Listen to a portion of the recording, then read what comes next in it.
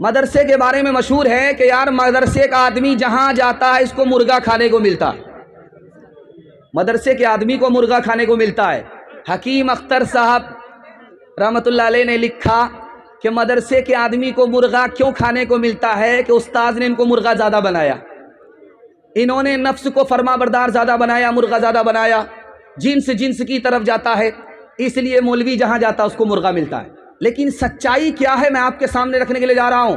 انہوں نے کہا کہ اللہ کے رسول نے دعا مانگی، اے میرے پروردگار مدرسے کے لوگوں کو، عالموں کو، حافظوں کو ایک جگہ روزی مت دینا، میرے مالک عالموں کی روزی کو عالم میں پھیلا دینا تاکہ جب وہ روزی اٹھانے کے لیے جائے تو میرے دین کو بھی پھیلا دے۔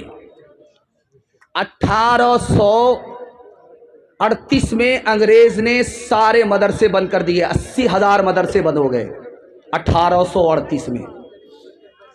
1838 میں سارے مدرسے بند ہو گئے، یہ اسلام کیسے باقی رہا؟ 1857 میں 52,000 عالموں کو پھانسی دی گئی، یہ اسلام کیسے باقی رہا؟ 1861 میں 3 لاکھ قرآن کے نسخے جلا دیے گئے، یہ قرآن کیسے باقی رہا؟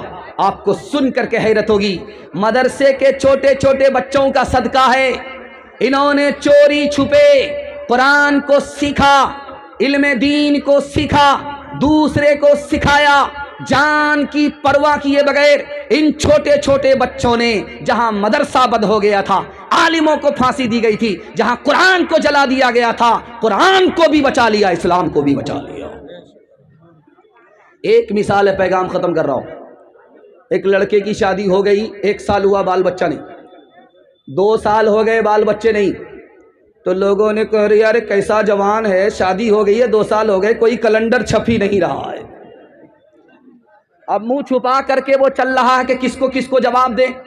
رات کے سناٹے میں اللہ سے کہتا ہے مالک میں کتنے لوگوں کو جواب دیتا پھروں، بیٹا نہ دو، ایک بیٹی ہی دے دو، وعدہ کرتا ہوں جب اس بیٹی کی شادی ہوگی دنیا کی ہر دولت دے کر کے اس کو رخصت کروں گا۔ جوش میں تھا، قبولیت کی گھڑی تھی، اللہ نے قبول کر لیا، بیٹی دے دی۔ جب بیٹی جوان ہوئی، شادی کا وقت آیا، جیب میں پھوٹی کوڑی نہیں، گھبرا گیا، آیا امام شافعی رحمۃ اللہ علیہ کے پاس، دعا کیجیے اللہ ان کی قبر کو نور سے بھر دے۔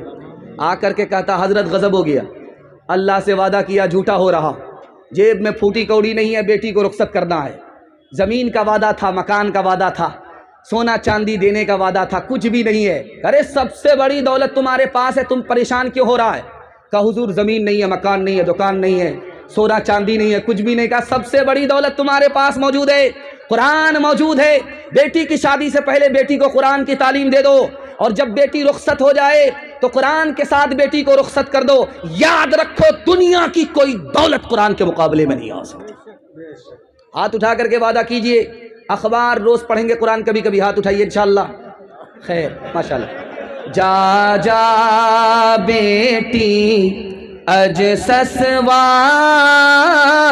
اجیا کہہ رہی ہو بٹیا پیار۔